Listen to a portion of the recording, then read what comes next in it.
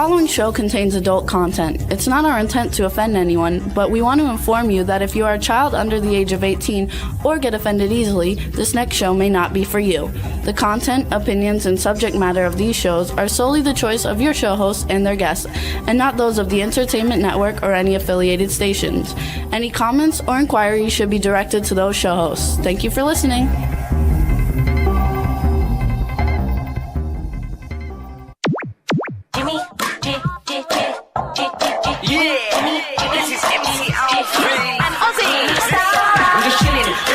Sitting down and designing, why every man in a thinking, what are we gonna be wearing?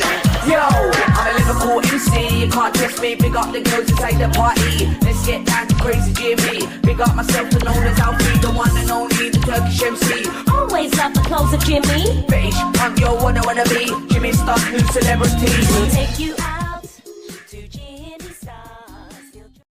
Hey ho, what's up everybody? Welcome to the Jimmy Star Show with Ron Russell, bringing you the good times in music, fashion, pop culture, and entertainment. We got a great show for you guys today. Ron's running a little bit late, so he'll be here in a second. And so I'll do all our advertising things and get them out of the way first. But we have a great show for you guys today. We have actor, writer, producer Jerry. I don't even know how you pronounce his last name. Hawk, possibly. And then we have Freedom Williams from CNC Music Factory coming on, so it should be a lot of fun. And before we get started with all of that, I want to do some little advertising things. Number one, I have another podcast called AI Filmmaker with Jimmy Star, and it's also got an Instagram page and a YouTube channel, and it's on all the podcast sites. It's under the category of film history because it's talking about where the movie industry is going. And I am number 2 of all the podcasts in film history, and I just passed Turner Classic Movies. They're number 4, and I'm number 2. So I want to thank everybody who tuned in and listened to it. It's very cool, and I really appreciate it. And my brand new book, AI Filmmaker with Jimmy Star, The Complete Guide to Artificial Intelligence in Filmmaking, How AI is Changing the Way Movies Are Written, Financed, Produced, Marketed, and Distributed, is now available at jimmystarauthor.com if you want a signed copy. Or you can get it at Barnes & Noble, Books A Million, Amazon, all the other kinds of places. So the book is out. The podcast is out. You can follow us on AI Filmmaker with Jimmy Star is the Instagram, and that's also the YouTube channel. Want to see a few people joining us. We have Carbonek from, let's see, Carbonek is from Ireland. And yes, I have been to Ireland. They're asking me, and Cindy Ladylake is in there. Stefan Daniel Bell from Medica Tour is in there. Should be a lot of other people will be joining us, but it's cool. And also want everybody to know Mothman Red Eyes Rising episode 4 is out. We're going to play it later today in the show, and I think you guys will dig it. We're at about 400,000 views since Monday, and so that's a lot of fun. Also, you can listen to the Jimmy Star Show with Ron Russell every week. On our home station, W4CY Radio, which is a great station. It's the best. We've been here for about 18 years. You can also hear us on Libsyn, Apple Podcasts, iHeartRadio, SoundCloud, iTunes, Spotify, Amazon Music, Google Podcasts, and YouTube. So check it out. I think you guys will dig it. We're doing really well. Actually, I have the Indie Sound with Jimmy Star, Collector's Corner with Jimmy Star, Dark Frights Horror News with Jimmy Star, AI Filmmaker with Jimmy Star, and Jimmy Star Show and Ron Russell, and all of them are either number 1 or 2 in their respective categories on Apple Podcasts this week. So you got to love it. Jeff Caperton just joined us in the chat room. Hey, Jeff, how are you? Hope all is well. I also want to say I have started a new book series, and they're all going to, I already have a bunch of books, you guys. I have Gator Jack, and I have, oh my God, I just had a brain fart.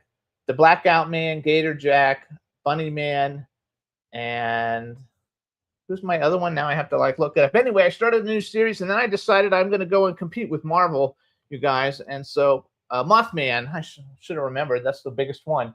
So we started a brand new thing. It's called Dark Star Universe, and it's basically horror icon universe where we're creating horror characters to take over the world the same way they do with Marvel, and it's going to be a lot of fun. So if you guys could follow us on Instagram at Dark Star Universe, and we're also on Facebook, Dark Star Universe, and like the page, we would appreciate it.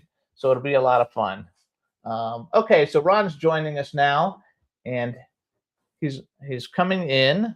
Oh, he's got to get his stuff on though, so we have to wait a minute.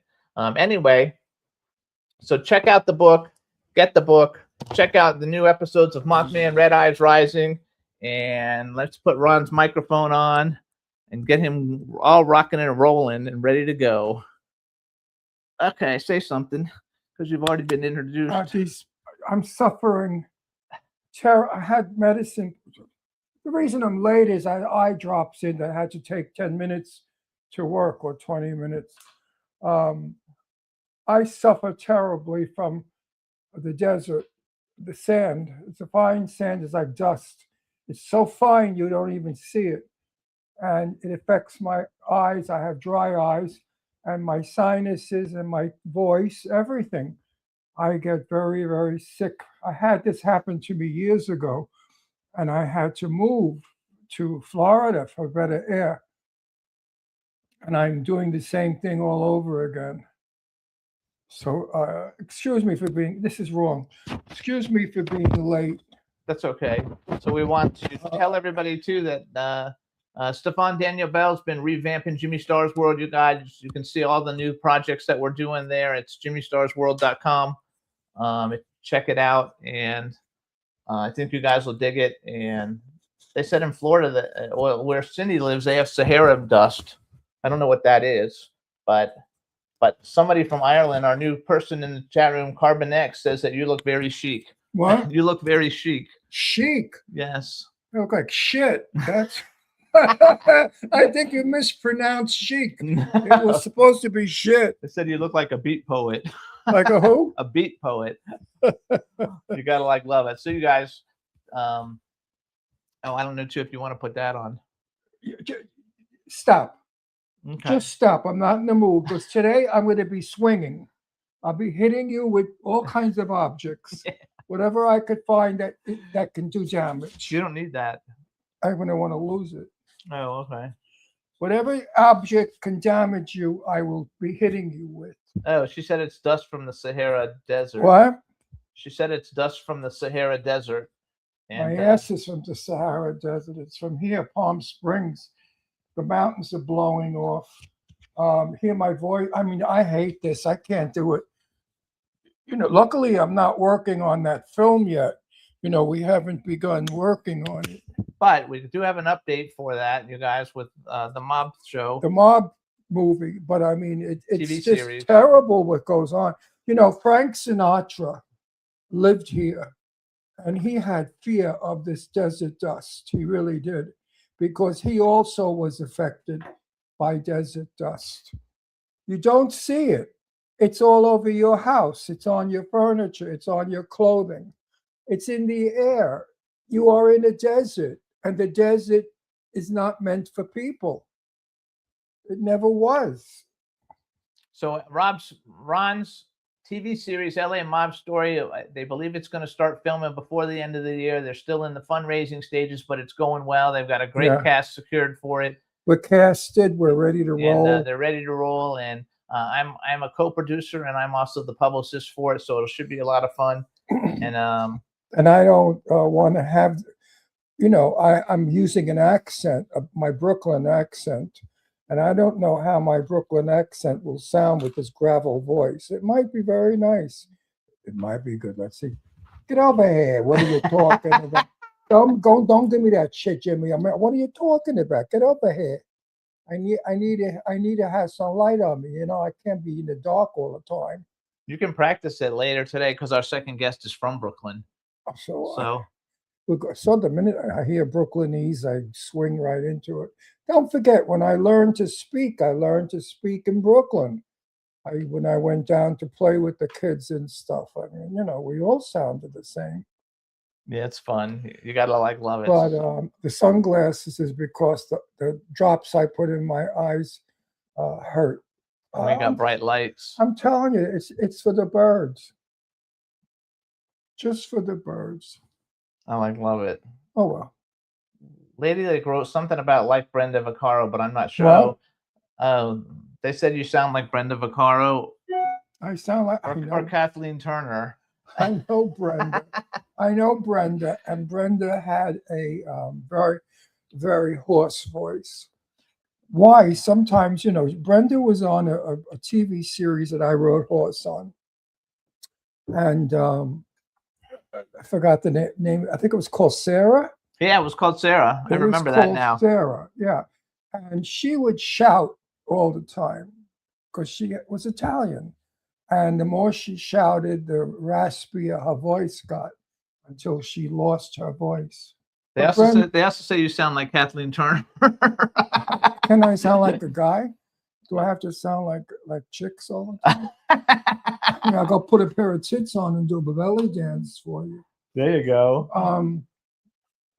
Anyway, today's guest, who is it? We have two different guests coming on. The first one, I'm not sure how you pronounce his last name. I think it's Hawk. Well, Jimmy, why do you always have problem with names? I just do, because he spells it Hauck. Yeah, Hawk. So Jerry Hawk, and then we have Freedom Williams from CNC Music Factory. Who? Freedom Williams from CNC Music Factory. Freedom Williams? Yes, you will know his music because he has one of the biggest, he's like CeCe Peniston. He has one of the biggest dance songs in the history of music. Well, why doesn't he change his name? Why? What's the matter with Freedom Williams? I mean, call himself Smith.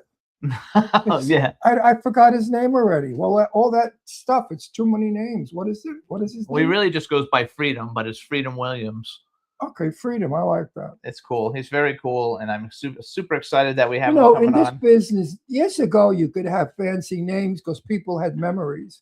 People were smarter. They had they remembered things. Today, with the short memory of everybody, nobody has time for names. We have to have names like stupid, little initials. Well, anyway, who knows? So let's bring on our first guest. Let's bring him in. on. Bring him on. Let's have him. Hey, Jerry, how you doing? Hey, how you doing, Jimmy and Ron? Good to see you. Good to see I'm you not too. doing so hot with this fucking desert sand, but I've watched since the moment you came on. I am very aware of your situation, and my heart goes out to you. I'm gonna, do the show today at a not easy. Okay. I'm glad that we can hear you well. First of all. Oh, good. So I have a question. Number one, are you on a phone? I am. Is there any way you can turn it sideways or no? No, really? Will it go sideways? Makes a bigger picture. Well, no, my phone might not be set up that way. No, you're okay. You're okay. Don't worry about it if it doesn't, because we don't want to have a problem. We can see you well. At least you're centered in the middle, so that's good. Okay. All right. So how do I pronounce your last name? Houck. Houck. Oh, okay. Houck. See, I was wrong. Do you remember the old Yankees manager, Ralph Houck? It was Houk. Anyway, that's the same pronouncing it. It's as if it was spelled Houk. It's Houck. Right. Or Howk.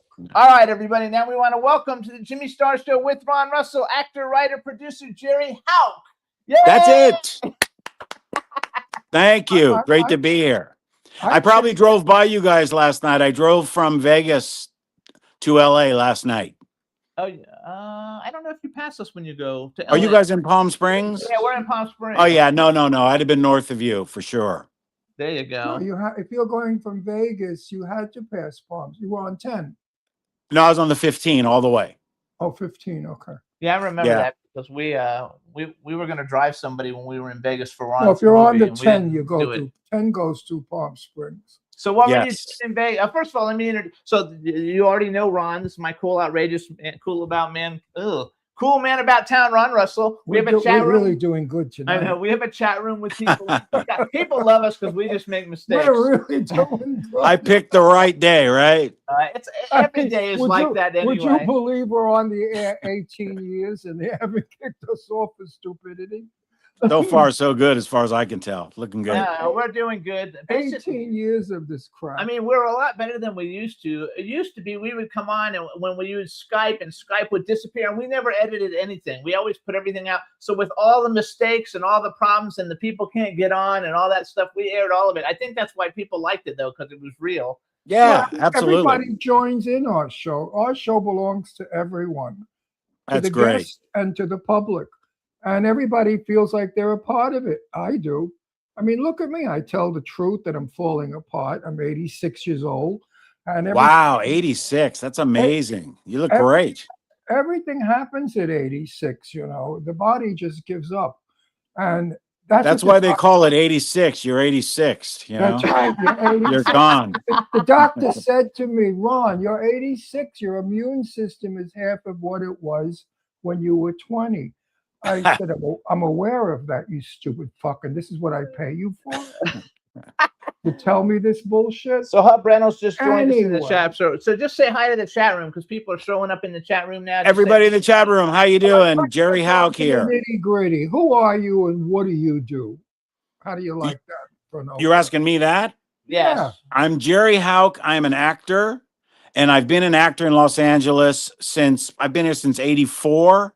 And most recently, I've had pretty much my biggest success in the Amazon Prime Video television series called Jury Duty Presents Company Retreat, where people might recognize me. Go slow. What is that? It's called Jury Duty Present. I didn't know it was called Jury Duty Presents Jerry- Company Retreat. Jury. Jury Duty. Who? Jury. Oh, jury duty. See? Jury Duty.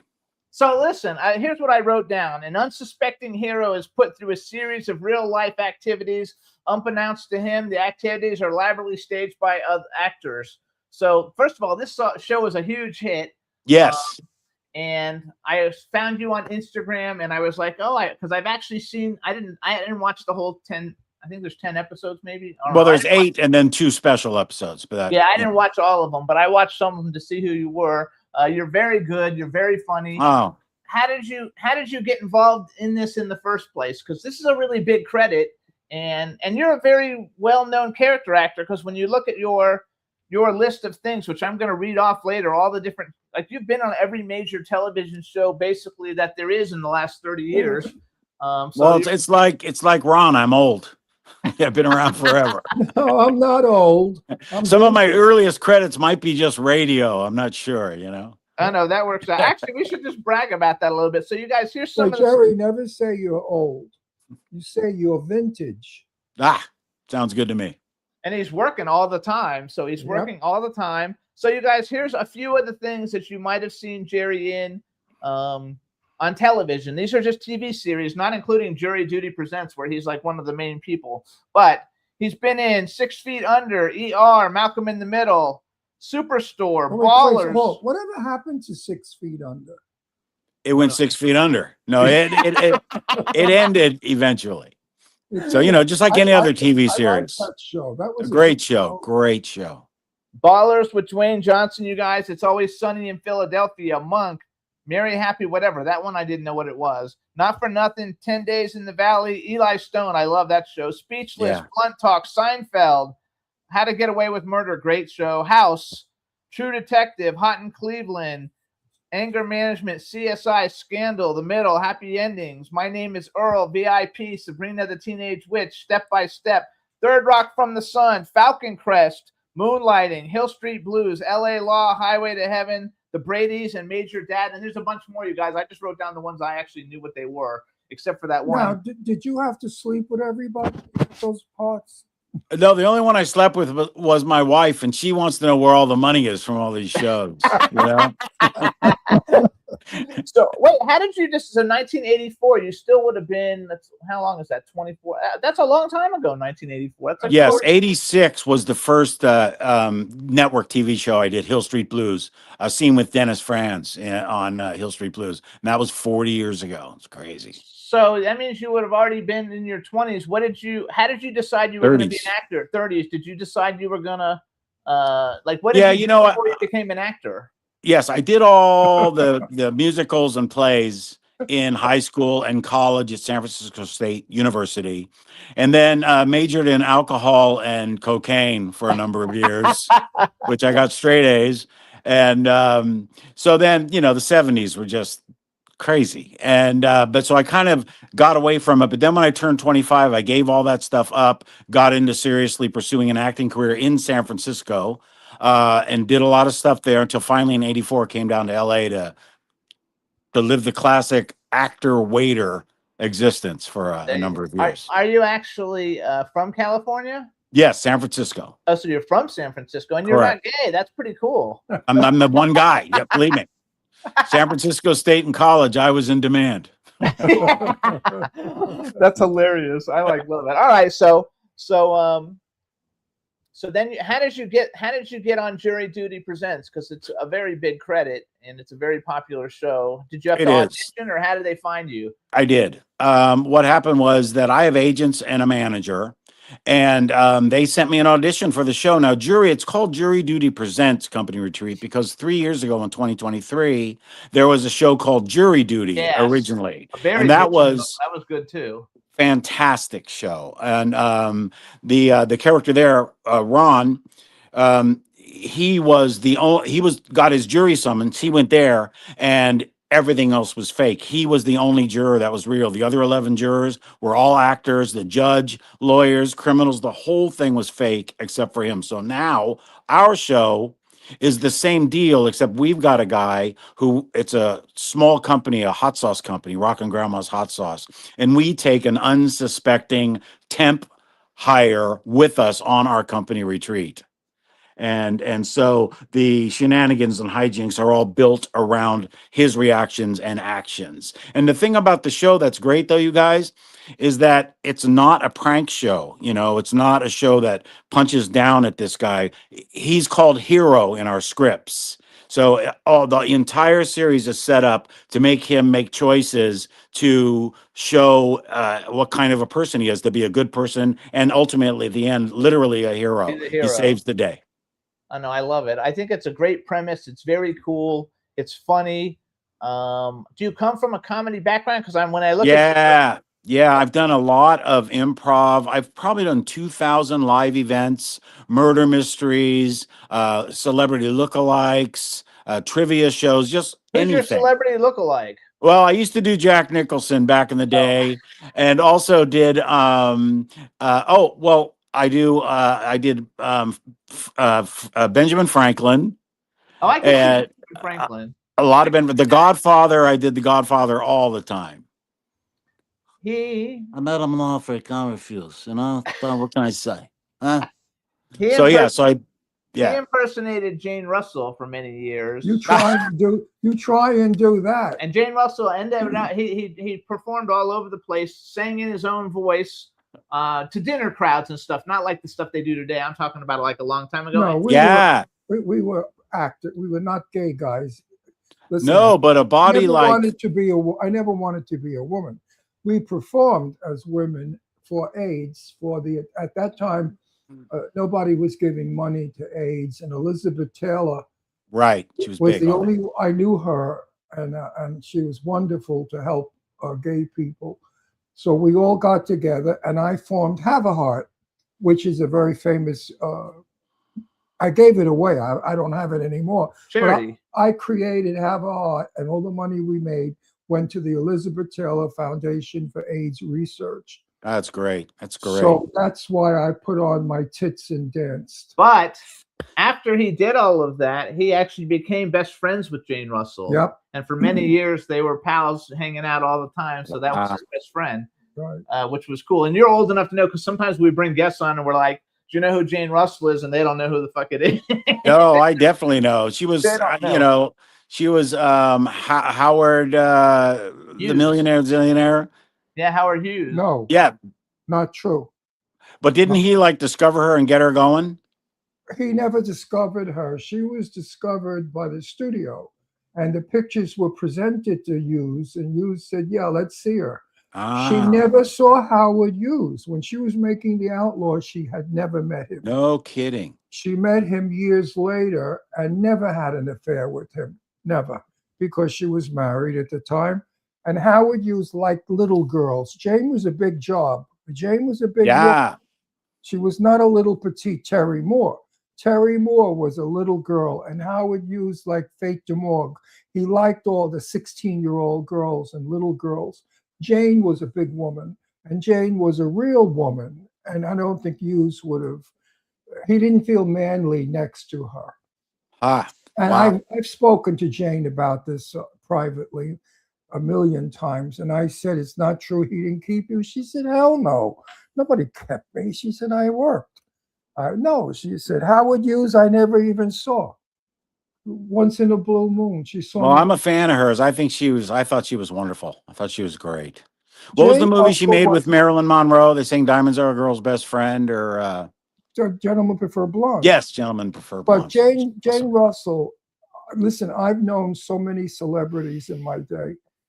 Out of all of them, Jane Russell was the best. She was honest. She was real. No bullshit.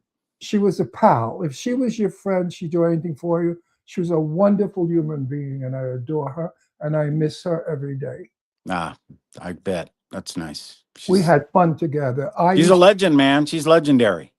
No, I had a wraparound sofa in the den in the house we lived in at the time. And she would come and spend the weekend with us. And we'd curl up on the sofa, she and I. And I'd look at her and I'd say, we should have a picture of this boy. Wouldn't that be a riot? Ron Russell, the drag queen, with Jane Russell, the tits. And she used to laugh and say, wouldn't it be funny? And then she'd give me a big hug. So we loved each other very much. And she was flattered that I took her name. And I did. I took her Russell because I loved her. Oh, no kidding. Wow. That's amazing. So that's my story. What's your story? Do you Well, have I a didn't story? answer Jimmy's question really because he asked me how I got the job Yes, on the how'd you get show. the job? And I gave it My this big question's build up better. and My question's No, better. wait, he'll come back to your question. Go ahead. so I get an audition from my agent, and they wanted the people for the company retreat show wanted to see a 1-minute improvised video with certain guidelines attached to it. I was supposed to be like at an employee meal, talking to the employees at a place of work and giving some juicy gossip about what was going on in the company that You got we to were make it working. up. You got to make it up. Totally improvised. Oh, I love that. I could do that in a minute. So I came up with an idea. Actually, what happened was I had nothing, man. I was like, what am I going to do? My daughter lives in Northern California. I gave her a call and she's like, Dad, oh, there's a scandal at my job right now. Our manager, she came to our Taco Tuesday and she was getting shit-faced on margaritas and she flirted with this waiter named Anthony. And then she pulled down her pants and showed him her Medusa tattoo. And I'm like, honey, I got to go. Click, and that was the story I told. And it must have worked because, You got hired. yeah. So another thing that's Wait, cool. my question was, have you ever met a celebrity that you palled out with and loved? Out of all your actor friends. Do you know Johnny Roast Beef Williams from Goodfellas? I don't, but I'm gonna. He's look the him guy up. that he and his wife they bought the pink Cadillac and the Oh mink yeah, stuff, and they find him dead, all slit in the car. yeah. And he was also James Caan, a right hand man in Honeymoon in Vegas. Yes, I He's not a huge star, but he's a good buddy. He's quite an actor. Because most people think that because we're in the business, we know everybody and we're best friends with everybody. And that's not true. Because, you're on a movie with a star and that's it. After the movie's over, the star is gone. So we Right. don't. Yeah. Do you know Creed Bratton from The Office? You know Creed from the No. television show The Yeah, Office? I've never seen I've never seen The Office in my life. Oh, okay. Well, this is crazy about Creed is that he was also one of the founding members on the rock band. Oh shoot, I can't remember the name of the group. They did Midnight Confessions and Live for Today. You know those songs? Yeah, I know Live for Today, but I don't know who that is. Oh man, I'm brain dead. Is not coming to me. But he was a big star I on The knew Office. Johnny The Mantis. Grassroots.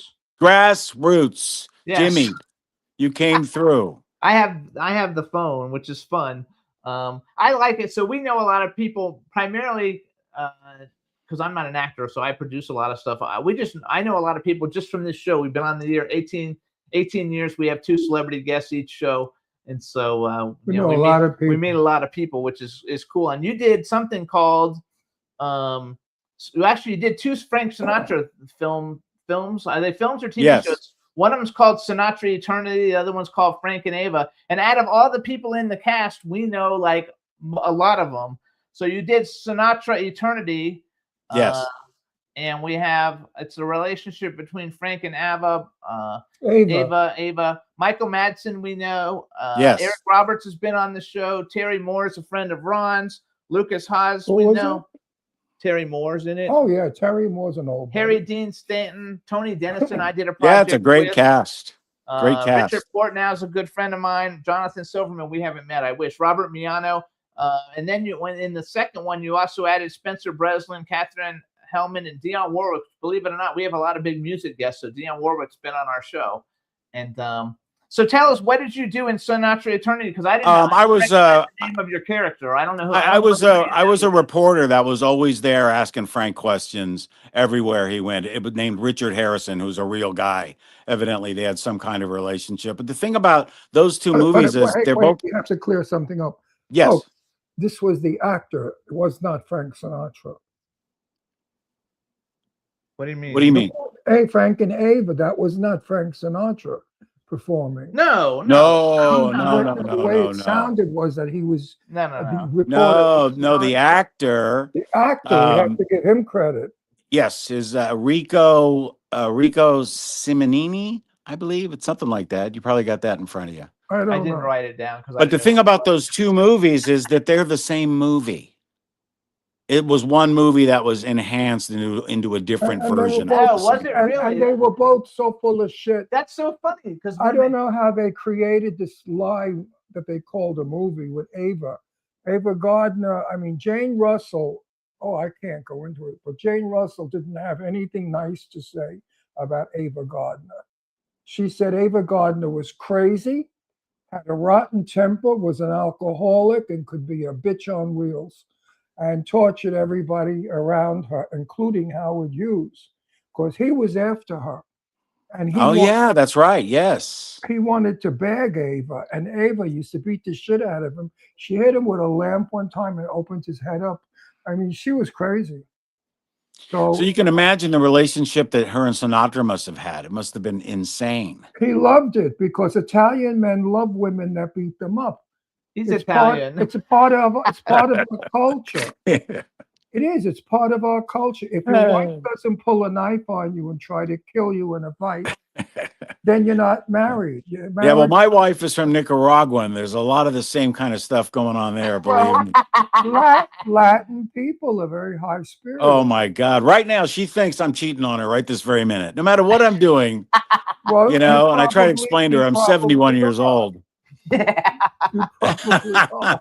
Another thing that I think is fun. So when did you do? Because you're a soapy, even though you did 8 episodes of Yes. Beautiful. So Yes, we're and that very, was very so much fun. The original thing was there was an older woman in it, and you know the guy that plays like Ron Moss. Ron Yeah, Moss. It's very his good friend of mom. ours. Yeah, he's a very good friend of ours. He is the most fantastic guy. And the people who played on it, a long time ago, so I don't remember their names, but his mother and father, his dad's character, who's on the show for like 40 years, Yeah, I he gets just met him. lost I in forgot his name, but I Greenland. just met him. Oh, is that right? I just met him. Yeah, literally. They His moved to plane Arizona. crashes in Greenland in the show. So I'm the president or head of the NTSB, the National Transportation Safety Board. So I call the mom to tell her that the husband's plane went down. We end up, the mother and Ron Moss and I, taking planes, helicopters, tanks, more planes, more helicopters to Greenland to find this guy. That's what I we think, did. Well, I love them I because think this is him. they Hang on. travel with their dog. No matter where they go, they bring Prince. And I love that. Oh, wow. Prince, Wow. Prince, Devin won't leave Prince for a second. John McCook. Is that him? Yes, Okay, yes. so I met him at a So- premiere recently of a Sean Kanan movie. Sean Kanan was on Bold and the Beautiful. I don't know if he was on it when you were on it, but he's like one of the big. He plays Deacon Sharp, I think. He plays one of the big characters on there, and he's a really good friend of ours. And how did you like doing soap opera work compared to regular TV work? Because soap opera work is very quick. I've heard. Ugh. So fast, especially the Bold and Beautiful, because it was a half-hour show. So it was like they were pounding the stuff out day after day after day. But Ron took me under his wing. He knew that I wasn't, because there are key lights you have to hit and certain things. And we would go to his room, first of all of us, and run lines, run lines, run lines, run lines, run lines. Then we go out there and he'd show me the key light and keep me in the right spot. And he got me through it. And then when we finally find John McCook, he's shacked up with some beautiful young girl in Greenland in some, like Adobe hut or whatever, an ice igloo. And we go in there and Ron says, "Dad, I'd like you to meet Don Rickles." So that cracked the crew up. No, it's fun. And I Did think you ever go to their house?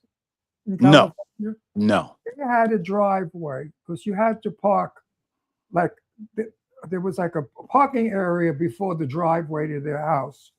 That driveway had to be 150. it was like a fucking football. a field. 150-foot driveway. I'm telling you, to get from my car to his house was exhausting. So they finally moved to Arizona. And Oh, no said- kidding. Wow. Yeah, and I said, "How big is your driveway?" He's probably though. He's like one of the biggest soap opera stars. Like, in Oh, yeah. soap opera. He's a nice guy. And you know what? Too, Yeah. he's a Player. You know the band Player? They sing that song "Baby Come Back," which is a huge hit, and that's his band also. So he made it in music and in television. Wow. And not only is he nice, but I love Devin. Devin is one of the most Wife. beautiful women and sweetheart. She's an angel. I love Devin. And she won the very first supermodel on Star Search with Ed McMahon back in the day, which No you're kidding. enough to remember Star Search. So And his wife she was has a supermodel. she has this little dog called Prince, and we have our little dog called Astro. And we're as crazy with our dog as she is with her dog, so we have that in common. And Prince has Wait, an Instagram question. page with You're 50,000 jumping me. people on it. Question: do you have a dog? I don't have a dog, but I love dogs. But I did have a turtle for 17 years who passed away a year ago. What do you It was a do? red-eared slider. Her shell was about 10 inches round, so she's good sized. And we had a 150-gallon tank that she lived in because she was a water turtle. But I gave her access to the entire neighborhood. And What was her name? Little T. Little T. Yeah. You. And the thing about her was she was a prolific egg layer, which drove me crazy. Late spring, all summer long, she'd walk around the neighborhood. She'd look for a boy turtle, first of all. And of course, she couldn't find one because there are very few eligible male turtles in Studio City. If we found that out. Oh, I believe And that. so after a couple of days, she finally figures out, hey, I got to lay these eggs. She would dig a hole, like a golf hole, and lay them and bury it, do all the landscaping. It was like a 3-hour ordeal. And she must have did that a good 90, 100 times over the years. So What happened to I- the turtles then? they were unfertilized eggs. So they just basically. yeah, that's right. They can't. So now she's. That was a stupid question. Is she still with us? No, he said No, he- unfortunately, she passed away a year ago. Because She was turtles- 21 years old, They and could live forever, turtles. They could live- 21. He said. she Yeah, was but they could 21. live to be 100. no, not the red-eared sliders. 25 is pretty much a good life for a red-eared slider. I love No. it. So you've done all kinds of projects with people that we're friends with. Wait a minute, I gotta finish my question. Yes, When she passed, did you cry? I still cry. I can't walk the neighborhood without breaking down See and that? crying. How I love you. You're a nice man. You know, That- Ron, I'll tell you. Is a good guy. I'll tell you something else. The day that she passed, I had to take her to have her put down because she had been sick for some time and it was so obvious she was suffering. I had to do reshoots on our show. We did some little pickup shots, nothing that changed the story. So I had a 9 o'clock call and I knew she was sick. And then they called me and changed my call time to 2 p.m. So I was able to take care of her and have that all done that morning before I went into work. It was, even just thinking about it now, No, you love it. I mean, I'm sure, like with your dog, what's your baby's name? Astro. Astro. I'm sure you could think of a half a dozen people you'd rather have die before Astro dies. How You know, about that's the way I everybody? was. Everybody No, but no, the no, no, family. hold it. Astro will not die. Well, I'm just saying. It's not allowed. I'm just. It's not I'm allowed. saying I would rather have a bunch of people. I would point at them and say, Absolutely. than my little turtle. You know. We had 3 dogs, and unfortunately, in the last 2 years, 2 of them passed away. But Astro's still Oh. 8. He's only 8, but he's the love of Oh, our that's life. good. He's only 7 pounds. He goes everywhere. We take him everywhere, restaurants everywhere. That's what I said about Devin and Ron. And that's what Ron they is do. crazy about Prince also.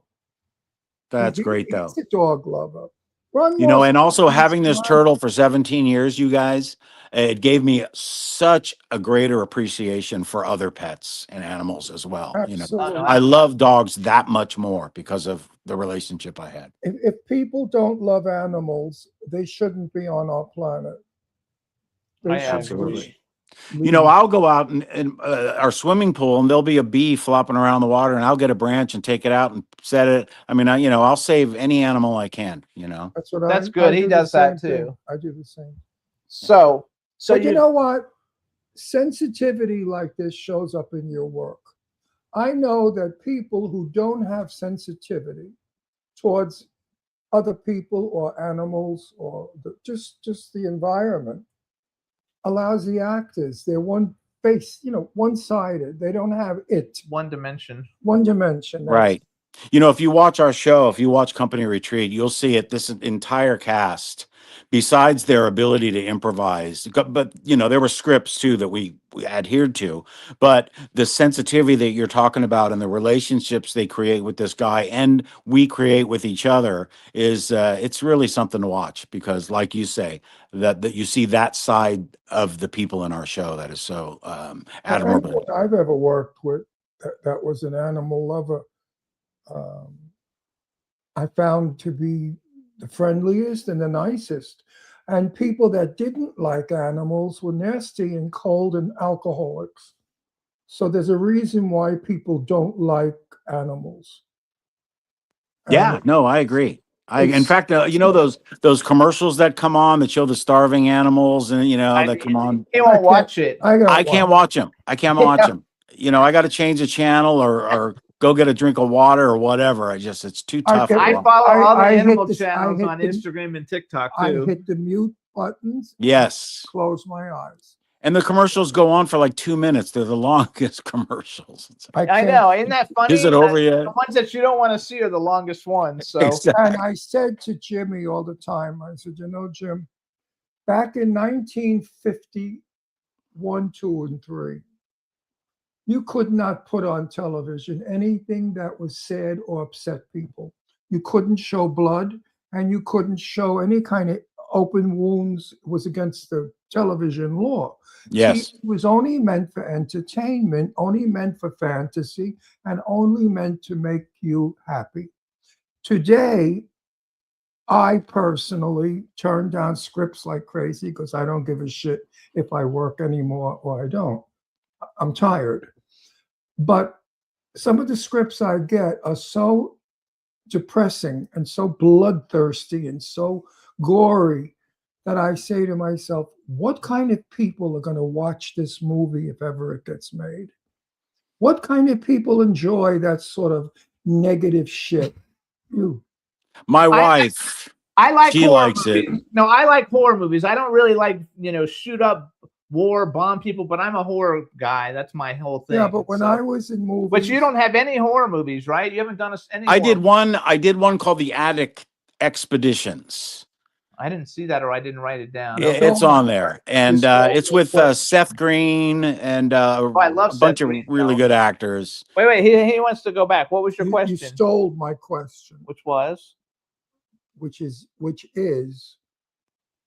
would you accept a script that is gory, bloody, and gruesome? It would depend. It would depend. Depend on what? Well, if it was gory, bloody, and gruesome, but had some humor to it, you know. They never do. But if it was just for the sake of that shock value, no, I don't. Like a I don't Saw want anything to movie, do like with a that Saw stuff. movie where they. No, man, I couldn't stand those movies. I saw the first one with my daughter, and I said, and I know I did Seinfeld. Tobin Bell was on the same episode of Seinfeld. Yeah, I love that I was Tobin on. Bell. He just He's turned great. 84. I just finished doing a movie where I played a general, and we had to get the zombies that were in the desert trying to Clowns. desert clowns. And I said to the director and everybody, I said, first of all, I understand you're going to kill me off because it's my third movie with you. 1, 2, and 3 I did.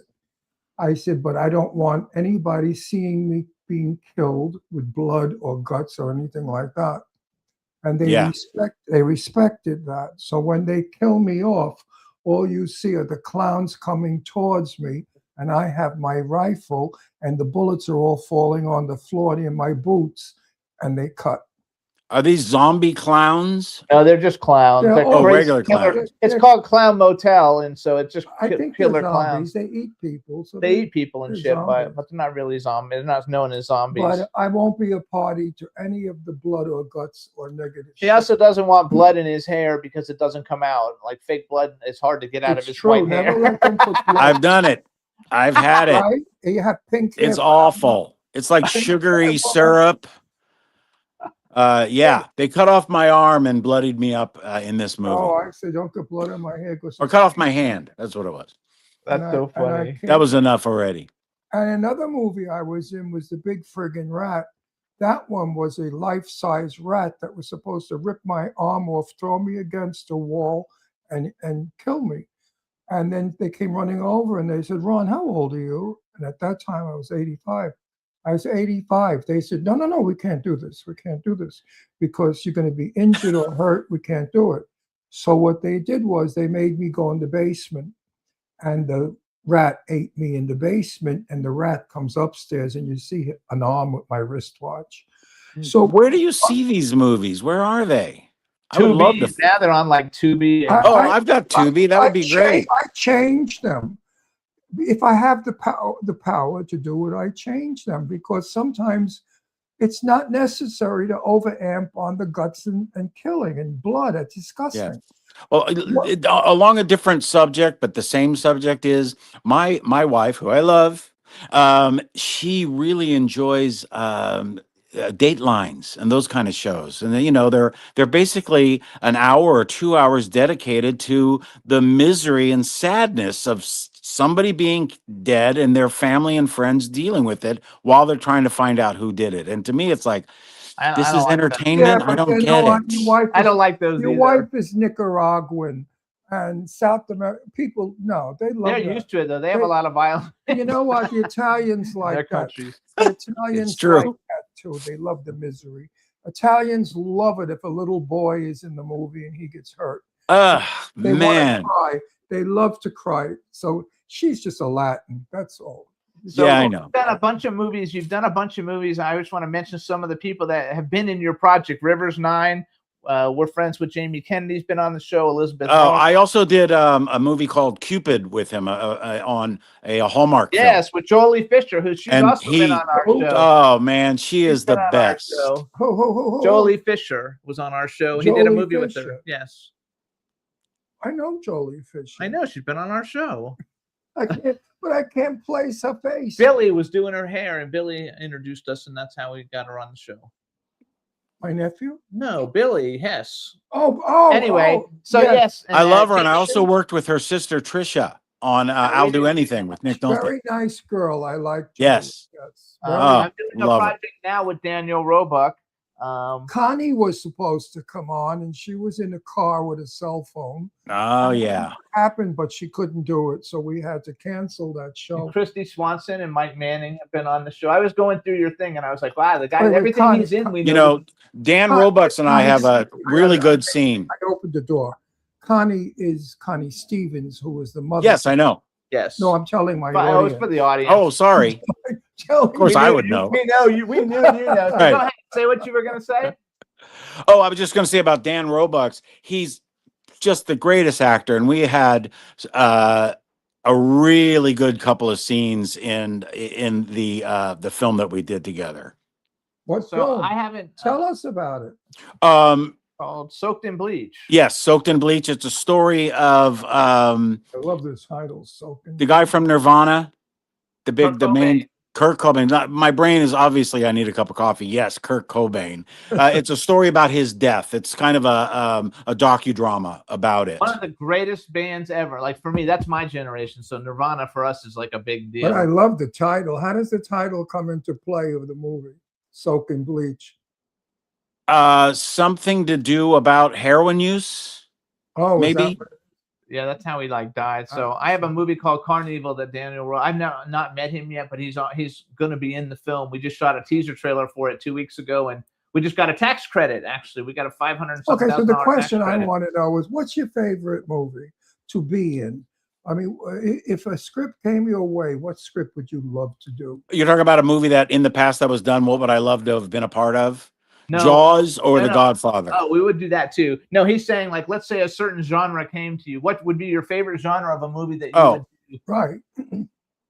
Some kind of a comedy, something funny, Comedy. something So that would you make like people laugh, comedy. make them feel good. You were in Garfield. That was a comedy. Yeah, yes, it was. You know It what? was. I do drama and people laugh because it's funny. So I could never really be a dramatic actor. I don't know why. Are you that way?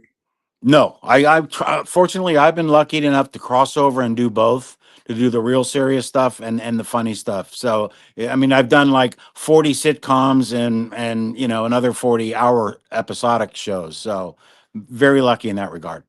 So here's my question then, because I always ask. So my question is like a bucket list question. You've already worked with so many great people. So it's a 3-part question. First part is male and female actor that you would love to work with. They could be living or dead.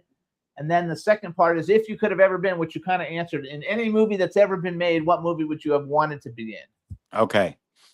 The actor I would want to work with, and this is going to be kind of crazy. It's 2 guys, if you don't mind. Now, you can do Dennis anything you Dennis Farina want. or Jerry Orbach. Oh, so the 2 Orbach. Law and Order guys. Yes, but they've I done know so much more. Jerry. I love those guys. They're As both far as great an actress is concerned, if I said Sophie Vergara, my wife will shoot me in the head, so I better not say that. She's fabulous, though. 'cause Oh she's my so- God. She's so beautiful. She'll accuse Yes. you of masturbating. Too. Yeah.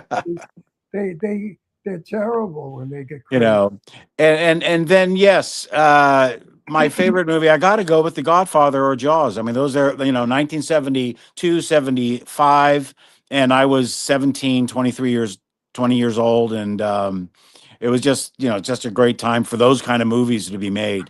So I So- love Jaws. I hate when they do Jaws because I love and Jaws. then they turn around and they say how old they were when they saw Jaws. Because I was 35 when I saw Jaws. I was 20, but I didn't know what Jaws was. I was a pool player when I was young, shooting a lot of pool, and I had no idea what was going on in the outside world. And some guy came to the pool and he said, "Hey, you want to go see Jaws?" I'm like, "What is that?" He goes, "You don't know what Jaws is?" I said, "I have no idea." He says, "Come with me." So we went, and I'm like, "Oh, I saw the shark head," and I said, maybe it's about a shark. I don't know.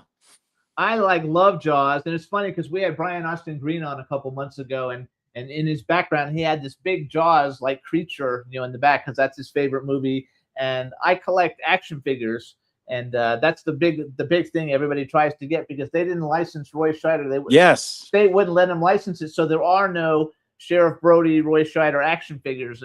They made like one little couple of them, and that's Why it. So wouldn't they? everybody's always looking why for 'em. wouldn't they license? His it? estate didn't want him to do it, so they didn't make. I mean, they would have made a Who ton of didn't money. want him to do His it? estate, His estate. yeah. Why? I don't know. They just don't want him to. So there's everybody else. There's a Jaws, and there's the other two, Hooper and the other one. There's those 2 guys are there, but there is no Roy Scheider one. So That's terrible. I know Quint. Yeah, I couldn't. Yeah. I watch Jaws all the time though because it comes on a lot. It comes. It's on. one of those movies you're flipping through the channels if it's on. Don't bother me for the next 2 hours. I'm a publicist for my everyday work when I'm not producing, and so I watch like Netflix or something, and all the Jaws movies came on Netflix, and so basically every day I watched a different one until I went through all of them. I would have loved to have played the lead in Some Like It Hot, the Tony Curtis part. I would have liked to do that. Some Like It Hot. Oh my God, it is so funny. Yeah, I mean, those I would have guys. played the Tony Curtis part, but I thought, that would be a lot of fun to work on.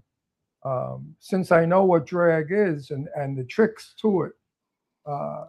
And you've got Brenda Vaccaro's voice now too. You got that. That's right. I have Brenda Vaccaro's voice. You Well, could sing the Brenda- low parts and all the No, songs and everything. I called her up a couple of years ago, and her husband answered.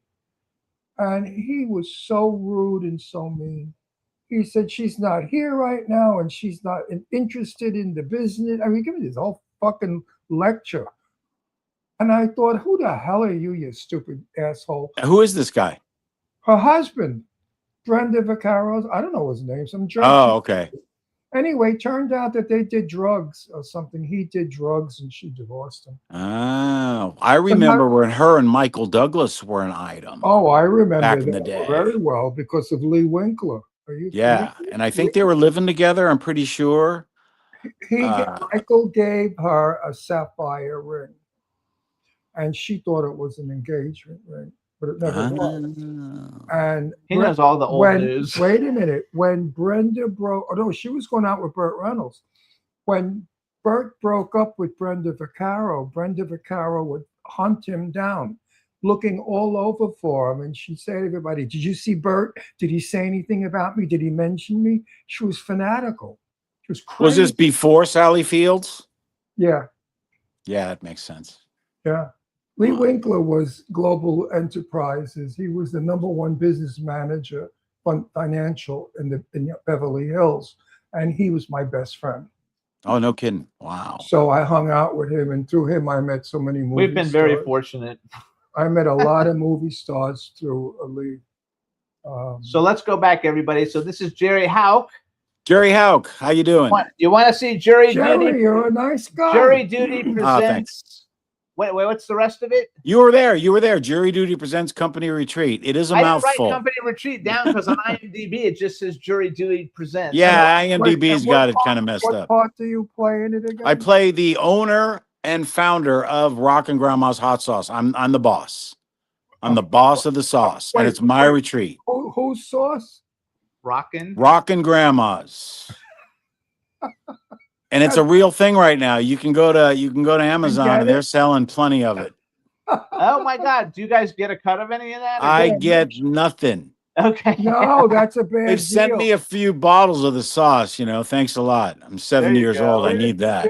Bad deal. Yeah. So you guys follow Jerry on Instagram. He's at Real Jerry Hawk. Houck. Sorry. Houck. Hauck. And check out Jury Duty Presents Company Retreat. It's on Amazon Prime now. You can watch it. It's a lot of fun. And check out all his other great things. You got anything new getting ready to come out that we should tell people about ahead of time? I got nothing right now. Okay. Okay. But I That's did okay. I did the season premiere of Paradise this year. And it was took place on at Graceland. It was an Elvis. The first episode took entirely, which was 5 locations in Los Angeles posing as Graceland. They didn't go to the You had to real go 5 places to do it. Yes. That's funny. Yes. I love it. So we want to thank you for coming on the show. Congratulations for your fabulous career. I hope it continues. Thank you. You're doing Jimmy and great. Ron, you guys are so nice. Love you guys. Oh, and you're Thank you. terrific. And you're doing really good. And you know what? When you're my age, you'll still be working. Because- Thank you. No, I- wait a minute. They want old bags. When they're looking for an old bag, they say get Russell. That's right. And you have a lot And less then the next thing competition than there used to be. Yes. The next thing they say is that fucking fruit still alive? Oh, You got to love it. Jerry, thank you so much. We'll see you. gentlemen, on thank you so Sarah. much. Bye-bye. Take care, Appreciate Jerry. you all. Bye-bye, everybody. Bye-bye. Thank Have a you. good one, babe. Have a Appreciate good it. one. Bye-bye now. Yay! Everybody in the chat room love Jerry Houck. So you guys check him out and follow him on Instagram, Real Jerry, Hauck. So now you guys, we're going to play a video. Everybody, every time a new Mothman Red Eyes Rising episode comes out, we play it on the show. Now we're up to episode 4. You guys can see this. It's on Instagram. It's got its own YouTube channel. It's got its own Facebook page. It's Mothman Red Eyes Rising. And here is episode 4. It's of the Vertical series. Enjoy.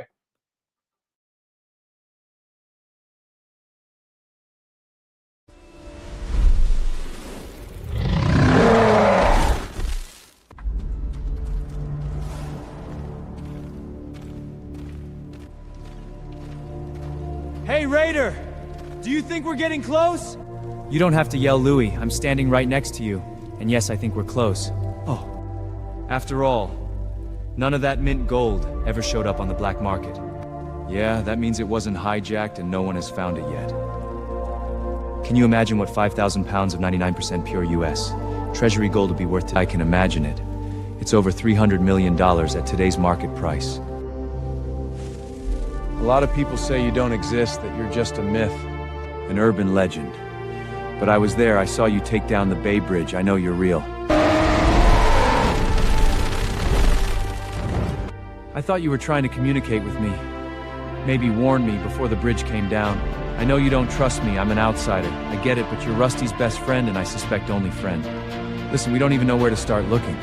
I looked on the map, the old mill road is too big for 3 people to search in one night. Rusty may not make it until morning. I don't know where else to turn. Please. All right, big guy, so should we just follow you? I'll take that as a yes. Let's go, guys! While I'm still young!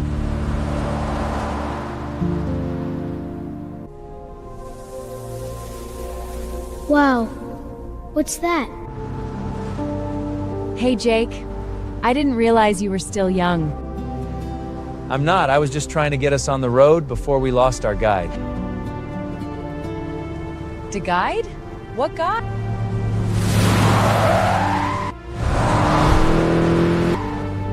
Is that? Yes, Frank, it is. Do you remember when you told me there is no Mothman?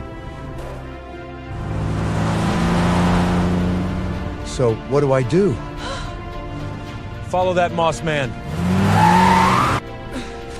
Where are you, my friend? I'm cold and I'm really scared. Did you hear that? We are not alone here. We need to hide. Someone will come looking for that kid. Shh. Frank, I think we're getting close. How do you know? Mothman has stopped flying forward and is now circling over one particular spot.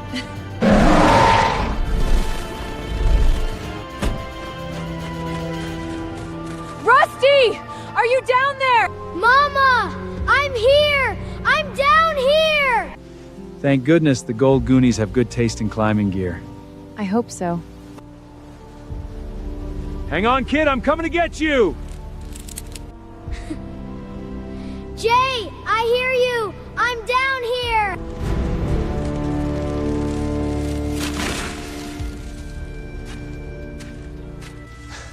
Didn't I tell you?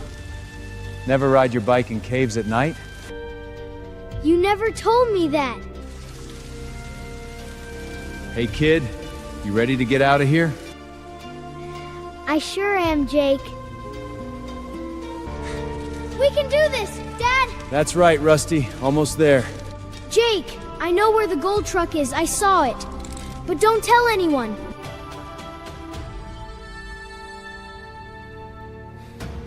All right, Rusty, you did it. Oh, my God, you're okay!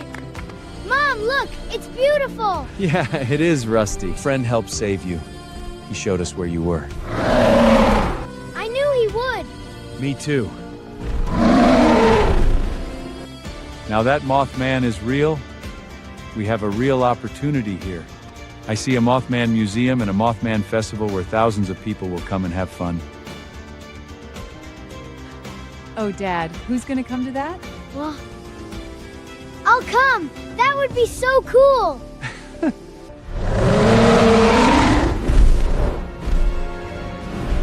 That kid knows where the gold is. I want that kid. Bring me that kid. Hey, everybody. So that's episode 4. The next one comes out in 2 weeks. But I appreciate everybody tuning in and watching because I think we got about 300,000 views in 2 days. That's really good. So it's fun. And to think none of it's real. And none of it's real. That's right. That's really good. Meanwhile, we look like we're bleached out. We have no blood. Look how white we are. That's okay. What do you want me to do? Well, in person, we're not that color. So can't we be the color we are in person? Why? I don't want to be white like that. I don't look know. like I passed away. I don't think we can fix that. In the meantime, Too bright, let's see. too white. Let's see. Better? A little bit. No, it's still white. Nothing I can do. I don't like these lights. Oh well, that's what they make. So anyway, you guys. So our next guest should be calling in a couple minutes. We're gonna take a quick music break. We're gonna play Gabe Lopez, California Blues, featuring Belinda Carlisle from the Go-Go's. So I think you guys will dig it. Check it out. And we'll be right back. Enjoy it.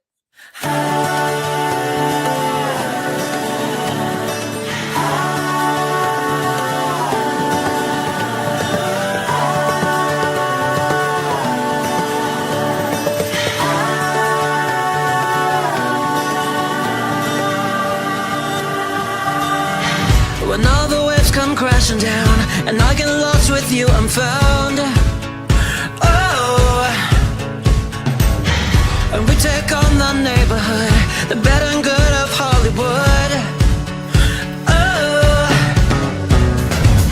and the girls and demons collide at the sunset door. They can change the stars in your eyes when I look into your California, California.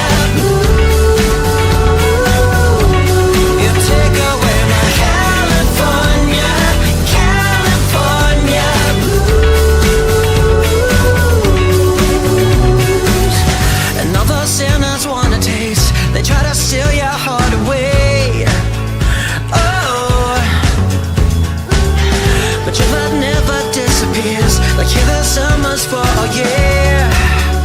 Oh,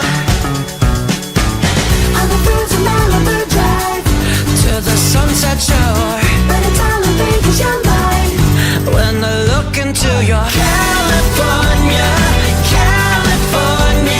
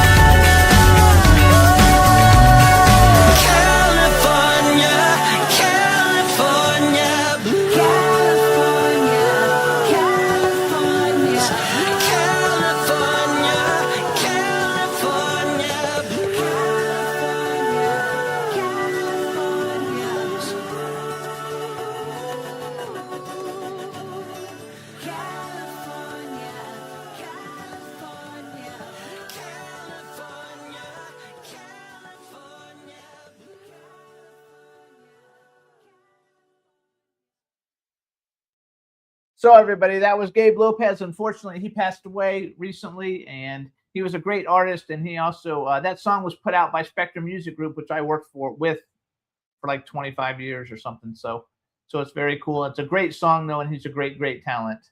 And I love Belinda Carlisle. I was like the biggest fan. The first time I met her, I was like totally fanned out. But that was back in the days where you didn't have cell phones and people didn't carry cameras and stuff. So it's like I don't have any pictures of it, but it was a cool thing. I regret that I don't have any pictures. I wish I had cell phones back in the 1950s. Boy, would I have pictures today to show the world. I know. Wouldn't that be fun? At least you have pictures with Jane, though. Well, yeah. And Mr. Blackwell. I think you have some pictures of Mr. Blackwell. But that's only because they were best friends. But I mean, people I knew back in those days, when you met a star, you didn't ask for a picture because they would get upset. they were not allowed to be photographed unless they were done by professionals with the right lighting, makeup, and hair. So if you caught them off guard with the wrong lighting and makeup, you couldn't take a picture of them. They wouldn't allow it because it would show you how ugly they really were and not how beautiful they are. So we never carried cameras. You couldn't. I mean, if you did, they'd ask you to check it at the front lobby or the foyer. Who are some of the people that you would have had pictures with? Who would I have pictures Yeah. with? Betty Davis. That's a big one. Rita Hayworth. Elizabeth Taylor. Elizabeth Taylor. The list is just too much. It's hard to think of all that, right? Rock Hudson. The men. Let's think of the men. Rock Hudson. Burt Lancaster. Burt Reynolds. Burt Reynolds. Right. There's just a big list. Big list. And a lot of them I met for 5 minutes. I was in the company of people that they came into the company, you know. So it wasn't like they were my friends. Who I could call my friends were Mr. Blackwell. He was my dearest friend. And Jane Russell, my best friend. So they're really, and Terry Moore, who's still alive. She was a sweet friend. So Rhonda Fleming, not Rhonda Fleming. I hated her. Arlene Dahl, but you have pictures with her because you interviewed her, so at least you can take them off the I video. have stuff with Arlene Dahl. Yeah. So I don't know. There's just so many celebrities that you meet. You could not ask them for a photograph. You couldn't. It was just not done. It was rude. And you didn't even want to ask them for an autograph because it made you less than who you were. In other words, if you met Rita Hayworth and you asked her for an autograph, that put you in the section of a fan. But if you just ignored it and treated her like a That person, was like she was just like a regular person. then she thought of you as her equal and didn't treat you like a fan. So you had to be discreet in those days. All right, so now let's bring on our next guest, you guys. Yes. Woo, woo, woo. Hey, what's Hey, up, guys. Freedom? How you doing? What's up? Are you on a phone? Can you turn it sideways or no? I will. There you You know, go. now with AI, we don't know if AI will allow us. It might tell us, "I do not want to be turned sideways, sir." I love it. All right, let me do an intro now that I know that we can hear you. Hey, everybody. Now we want to welcome to the Jimmy Star Show with Ron Russell, singer, songwriter, producer, rapper, and frontman of CNC Music Factory, Freedom Williams. Hello, and welcome to the show. Thank you for having me. This is my cool, outrageous man about town co-host, Ron Russell. How you doing? What's up, Ron? That's an interesting shirt you have on. Why? Oh, what shirt is this? Oh, yeah. Selena. That's my girl. That's the girl. Yeah, that's Selena. We all love Selena. I love it. We all loved her. She was the one that was murdered. She was killed by her fan band manager or something. Club manager person, which is freaking club like manager. terrible. So Ron, I'm in Brooklyn right now. What's your name again, buddy? Ron and who? Ron Russell and Jimmy Star. Jimmy Star, that's right. Jimmy, you're a superstar. I heard of you before. You're a legend. Well, so is Ron, just a different age group legend. But Ron's from Brooklyn also. You were raised in Queens and born in Brooklyn, and now you're back in Brooklyn. Yeah, I was raised in Queens, born in Brooklyn. I ended up back in Brooklyn in like 87 because, you know, it's just I had to have a place to stay and I had to have a place to live. So I ended up living in Brooklyn. Where were you in Queens? I grew up in Jamaica, Queens. I went to August Martin High School. I went to 192 in Queens with Jam Master Jay and Hollis. So I was in the Jamaica Hollis. I grew up in Cambria Heights. Okay. That's so funny. I was born in Red Hook. Okay. Raised part of my life there, and then we moved Red Hook. We moved to Astoria, Queens. And Yeah, I got into I crashed my motorcycle in Red Hook once. my teen years I spent in Astoria, so we have a lot in Wow. common. So Red Hook is really popping. Yeah, we've heard. We're in California. He said Red Hook is really popping now. Yes. Well, it's always let me rephrase that. It always has been popping, but now because they're figuring out what to do with the water, you know, it's really, really Red Hook is a very interesting part of New York City. The mafia ran it, and they didn't let anything happen to it, or they didn't even let people in it. Yeah. They used to screen you. In other words, if you hung out, if you hung out at the club, which was the Italian club, and somebody out in the street was a stranger, they would go out and say, "Who are you? What are you doing here? What do you want?" Right. It meant that you were a cop or a detective or whatever. Mhm. It was such a mafia nest of all the great mafia guys came out of Red Hook. Yeah. So That's why they call it Red Hook. They cleaned it. What do you say? That's why they call it Red Hook. Right. They cleaned it up. Bloody Hook. Now I was born in the Red Hook projects. Wow. That's the big thing. So did you live in LA for a while also? Me? Yeah, I lived in LA. I lived out in Canoga for a while, for about a year. I used to spend a lot of time in LA, 6, 7, 8 months in LA. But then, you know, I would live out with these Kardashian type chicks, and we would hang out and just go to the gym and eat sushi and drink champagne. And I was there for like 8 months, and there was a whole house of us, a whole bunch of girls. You know, it was like 5 girls. We would hang out every day, a couple of guys. And then one day, about 8 months into it, I was like, man, I got to get back to reality. So I came back to New York because we was not dealing with reality out there. So let's tell everybody. So you guys, Freedom Williams, he's the co-founder of CNC Music Factory. He built one of the most recognizable brands in dance music history. More than 8 million records sold. Everybody knows Gonna Make You Sweat. Everybody Dance Now, of which you have. That's like probably one of the most well-known rap verses in music history.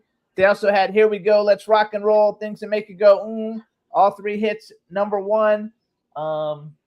So first of all, how was that?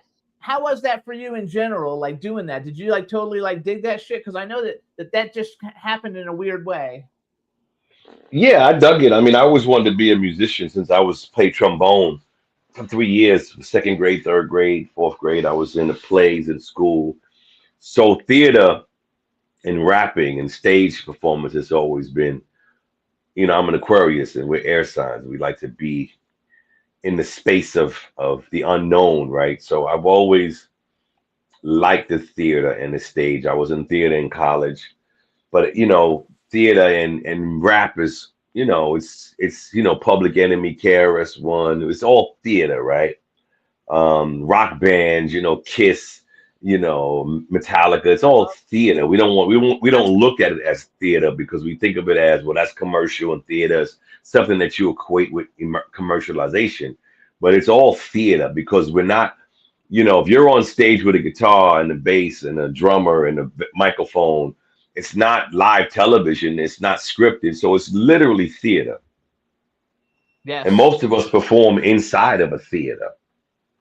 Actually, too, I Right. saw when you went before because you mentioned Jam Master Jay before. I actually back in the day I was a well-known clothing designer, and I dressed Elton John once, and he brought us as guests to a concert in Florida. I lived in concert, and we were his guests, and actually I had front row tickets right next to Jam Master Jay, so I actually got to meet him. Yeah. Very cool. Uh-oh. What happened, Juan? We lost him. We lost him. Which, you guys, we're not playing any CNC Music Factory music because I know we'll get flagged, you guys. So that's why you're not going to hear any of these songs, but you can look them up. Like I had told Ron earlier, like his music's so popular in the 90s and 80s and 90s, and he's like CeCe Peniston, but actually he sold more records than CeCe Peniston. And we're going to ask him if he knows her when we come back because he's playing around all the place now. I know he's playing in Brooklyn this weekend at Paragon, which I don't know what that is, but the Paramount. Paragon. We lost you.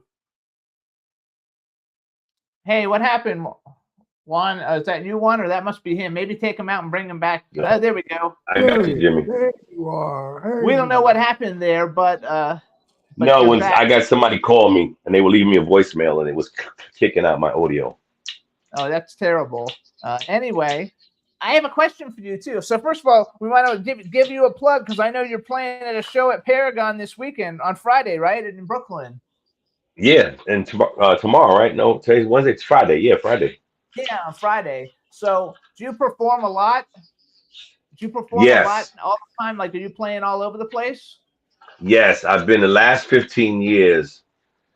Has been very well.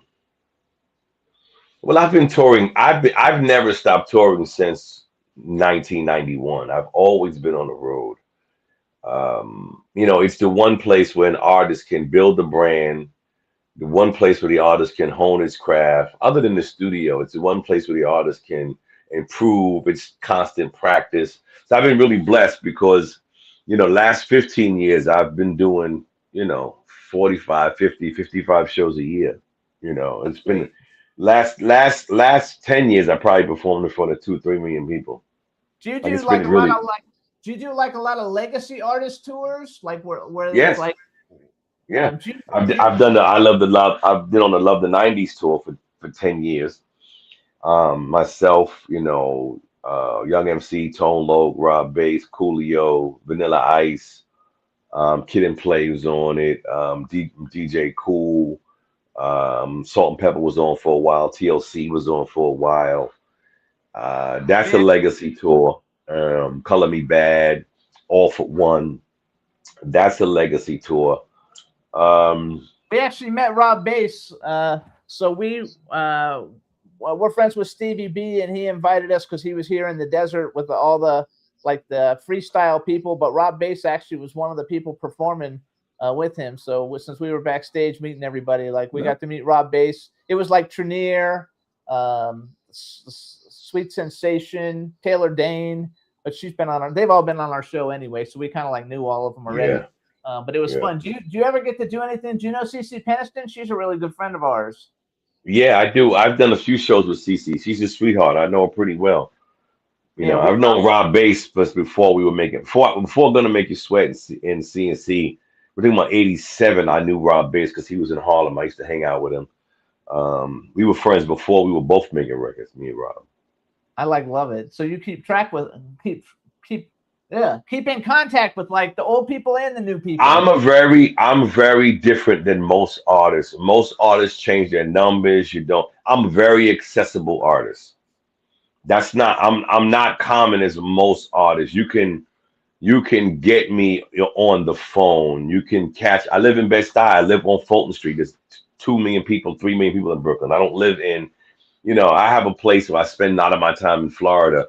But when I'm home in New York, I walk outside of the barbershop. I go to the bodegas. I go down the block to Nostrand Avenue.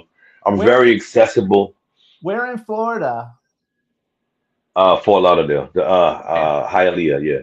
Okay, because I was born in Miami and I grew up in West Palm Beach. I went to high school in Jacksonville, college in Gainesville. I'm a native, and then I lived in Boca. Wow. Nice.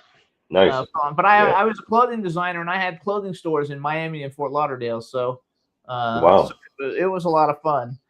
Nice. And I want to say, sunglasses is not because I want to be cool. It's because I have eye infection from the fucking desert that we live in. The sand goes in your face and it wrecks you. So I can't. No. The sunglasses are because I want to be cool. So I don't know what to tell you about that. I just didn't Well, want he had his on earlier, and then he took them off when you came on, and I was like, because he had them on for our interview before you, and I think it's funny. The bright lights are hurting my eyes. So. Okay, you still look cool. You still look cool, though. Oh, thank you. So I got some questions for you. First, I want to ask. Can I smoke my smoke my cigar while we talk? You can smoke your cigar. Actually, you can smoke. You can do anything you want to do. I want to ask you some questions about your CNC Music Factory days, and then I want to find out more about some of the new stuff that you got going on. So, first question is: do you think it's a blessing or a curse that you have had one of the biggest dance records ever made? Has that been? It was great when it happened. Has it continued to be great, or was it like also like a negative thing as it's harder to get other songs out there? You see what I'm smoking? I'm smoking a cigar you can't buy in America. I bought it in Morocco. I was in Morocco about a year ago, and I went to the cigar store and I bought the cigar called Horatio. And they don't sell them in America, only in North Africa and in Spain. And I was in Spain a month ago and I bought a box. So I'm saying it to say that it's always a blessing. There you go. That's a good answer. And I think so. I don't think smoking is a blessing at all. No, he's saying the fact that he gets to travel. No. Traveling is wonderful. Yeah. Yeah. Well, cigars. Let me tell you something, Ron. I mean, Ron, right? Yeah. Ron, yes. Yeah. Cigars is the elixir to the gods. They found tobacco in the stomach of an Egyptian king, but there's no tobacco that they were growing in North Africa. So they knew that there had been contact between North America and Africa. Cigars have been used for thousands of years as ways to communicate with the spirit world and ways to raise your vibration. Now, in order to be a cigar, I have sat in many, many cigar bars. I don't smoke cigarettes. I've never smoked cigarettes. I don't really smoke weed. I'm not against anybody smoking weed. I just don't have time to roll a blunt. And this is when I smoke these, I'm sitting in my office and I'm contemplating. This is why in colleges you see the guys with the pipes, because it's a very contemplative form of engagement. And cigarettes are full of chemicals and, they ammonia and chloride. But cigars, they take the leaf, they let it sit in the trees, they roll it. The great George Burns says he's outlived all of his doctors. You never know. I can tell you. Mm-hmm. I had a friend that died from mouth cancer from cigars. Oh, that's probably bad pussy. That was a good answer. Did you hear what he said? That's from eating bad pussy. Talk to Michael Douglas about it. There you go. That's hilarious. That was funny. And George Burns, that's funny too. All right, so what do you remember about actually creating your rap for Gonna Make You Sweat? Did you write it quickly or did it evolve? No, I was homeless at the time. And I was living in an abandoned building in Brooklyn. And from time to time, I had been living in the studio in Quad on the 8th floor. And Carla Schiffarelli, the manager, came in one day and she said, Freedom, because I would stay there for 2 or 3 days and I would wash up and have my makeup cosmetic bag with my toothbrush. In the back of Studio A, there was another little studio. Studio A was where Steve Winwood would record. It was a big band. It was a big live room, right?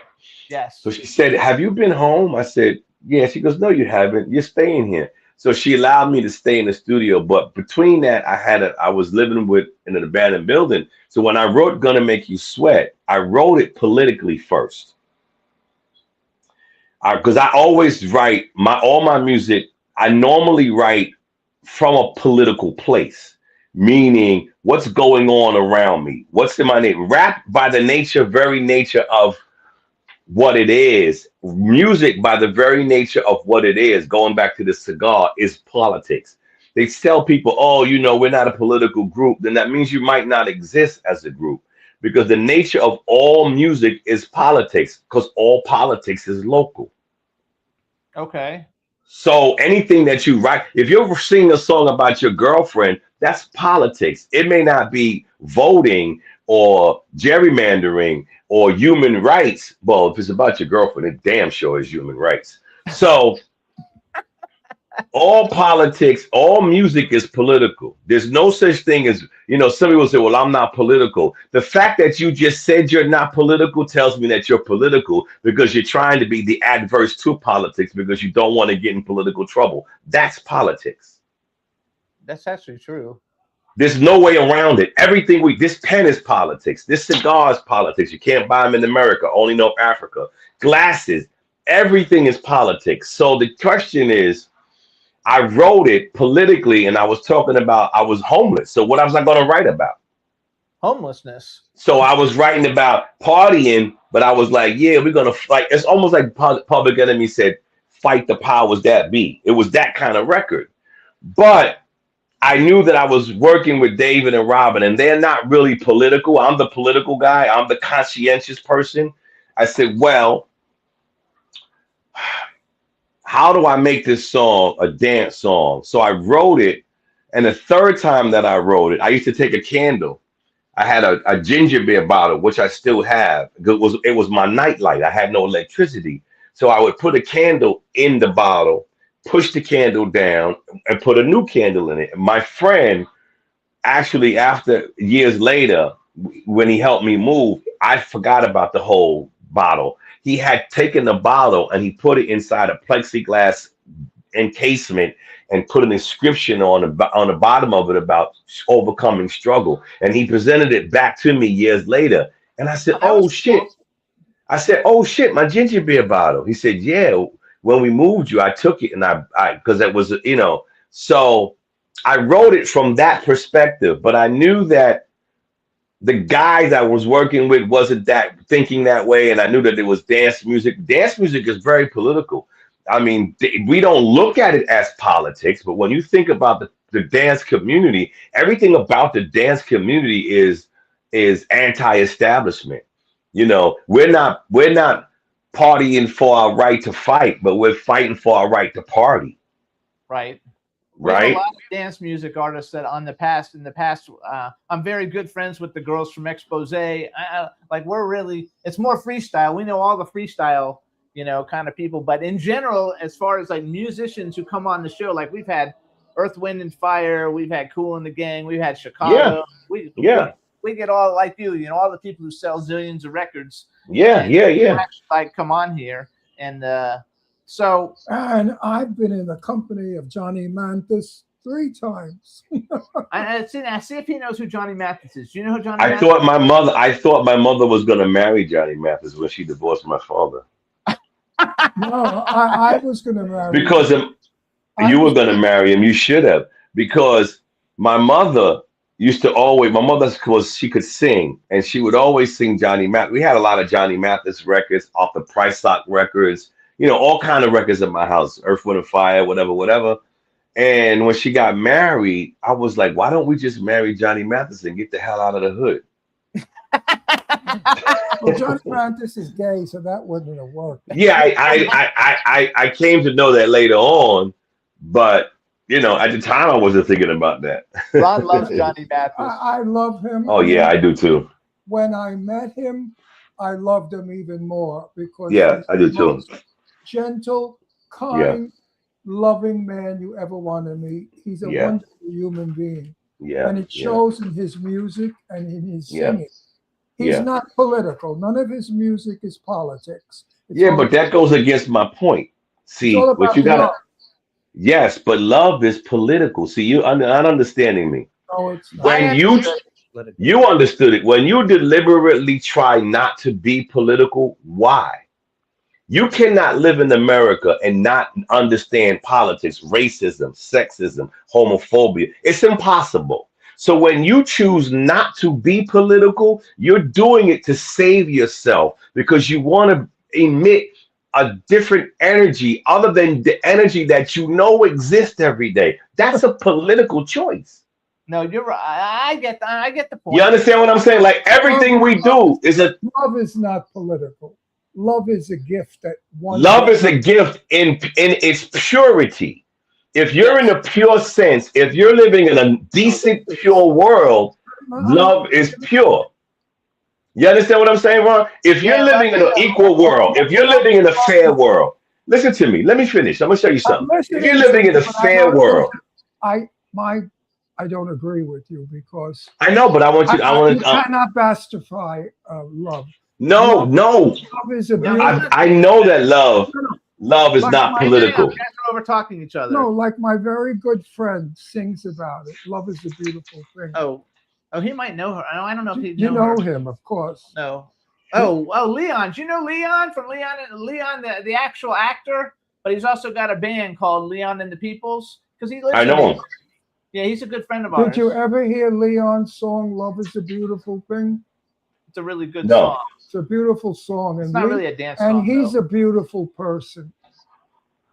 So love is a beautiful. But he's not saying it's not. I know that, but I'm just saying. Yes. Love is not political. I've never put music. I've never compared music to politics.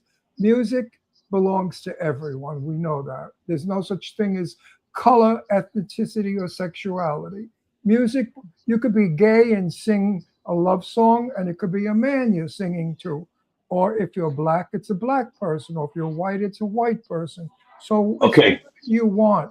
Love belongs to everybody. It does, but let me just say this last thing. Before we had before music was commercialized for monetization, it was spiritual and religious. You played at festival. The Native Americans would dance to bring the rain. They would dance and drum for war. They would dance and drum for ceremony. So the essence of the creation of music always has a purpose, and love is not always the purpose.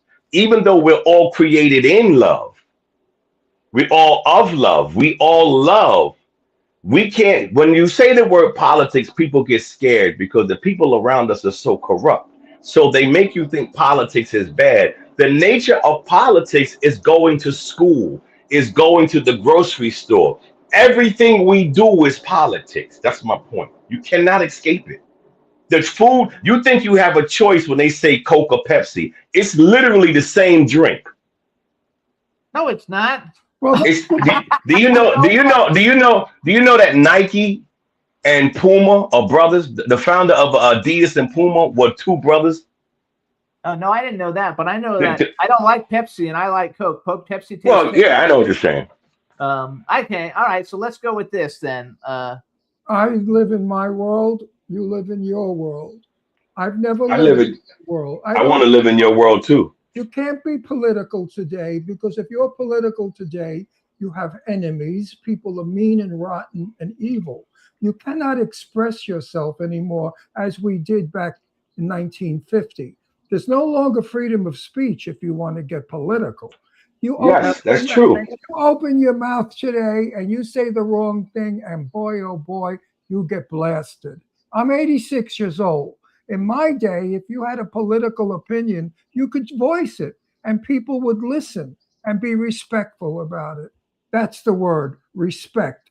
We've lost respect for one another, for everybody in office, no matter which office it is. There's disgusting people out there that want to violate and trash everything and make America trash. That's my opinion. So I don't live in that world, Freedom. I live in the world of love. I live in the world of kindness and goodness and positivity. Nothing negative comes in my life. The minute it comes in my life, I kick its ass right out. Because I have a resort that I'm building close. I have no room for negative people or negative talk. You have a resort? What does that mean? Like an actual resort? It's a resort. I own a construction company.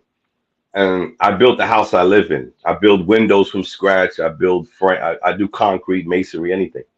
So I'm building a resort in the Caribbean. It's called the Freedom Williams Love and Kindness Resort. Oh, that's beautiful. Good. I like that. I like that. That's beautiful. That is beautiful. Very beautiful. I agree with you with love and kindness. It is the essence of all things in existence. But I can't divorce myself from what I'm dealing with because. And I don't hate it. I don't hate the politics. I don't hate, the world is the world. Some people said, when is the best time to be alive? I said, the time you woke up. That's right. It wasn't 1760. Freedom. You could blow it out your ass from now until the cows come home about politics. The only thing you have left that you could possibly do is vote. That's the way you're going to change things, because by voicing your opinion, people don't give a shit. They don't. I agree with you. They don't. I gotta charge it. They don't listen. I agree with you. I gotta charge my phone, so I gotta turn it. They have their own opinions, and they're not going to change it. That's true. They say like, stick to music. Stop politics. We tell that to actors. All these actors that come forward and blast the president or this one or that one, we tell them you're an actor. Don't be a politician, because you just. I completely disagree with that. I absolutely disagree with that. No, you could what are some of the great senators? Bill Bradley was a musician, was a basketball player. There are some politicians who grew up listening to music, and some of the songs they grew up to forge their opinions to do right or do wrong. You cannot say that because I'm a rapper or a singer, I shouldn't talk politics. I absolutely disagree. I never said that. He's not I saying never that. said that. What I'm saying is, let's take for an example a very famous actor, like what's his name, the guinea that I don't like. Oh, Robert De Niro. Robert De Niro. Robert De Niro has publicly said, "Fuck you, Trump. Fuck you, Trump. Fuck you, Trump," publicly. To me, that is disgraceful to say about anyone. No one should say that about another human being.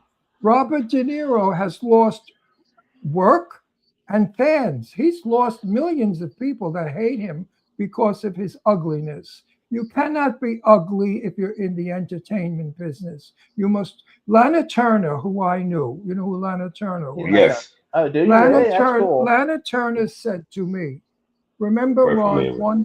she said to me, Ron, remember one thing. If you're in this business, remember this. Everybody's wonderful. Everybody's nice. Everybody's talented. She said, keep that up and you'll go far. The minute you opinionate, you're shot. And I agree with So what that. do we do with Public Enemy? What do we do with Bruce Springsteen? What do we do with rock from the 60s? What do we do with James Brown? What do we do with soul music? It was all political. Yeah, the love- music is. I love James Brown. Are you crazy? James Brown said he was very political. His music is political, but he didn't go out and say terrible things about people. Well, yeah, well, that but my point is, and that's my point. You're right, but he still had to live in a political world and voice his opinions. Eminem has done it. Madonna has done it. Almost the greatest actor in the world, Marlon Brando. You can't live in that vacuum. I don't live in a vacuum. You don't know me. I am 86 years old. I've been through all of it. I remember the day when we would not allow anybody to use the N-word, okay? And when it was used, we white people would get offended for the black people because we knew how hurtful it was. Also, fag, queer, homo, fudge packer, all those things hurt gay people. And we knew how painful it was to gay people. So people have been politically evil by using those terrible words, because if they don't like black people or what the black people stand for, they use the N-word. And the same thing goes for the trannies or the gays or whoever. We've got to stop this. We're human beings. We've got to stop punishing each other. We have to start to embrace. I agree with you. I agree with you. And love each other. I agree with you. And I agree with that. Elevate each other to a level I agree with that. of terrificness. And that's I agree with you. That's my political. So we've only got 7 minutes left, and I want to ask a couple of All questions. right, we'll get back Number to one, theater. let's go back to theater and music real quick. So you got tell us about new music coming out. You got anything coming out? I got a lot of good. Yeah, man. Life is good, man. I'm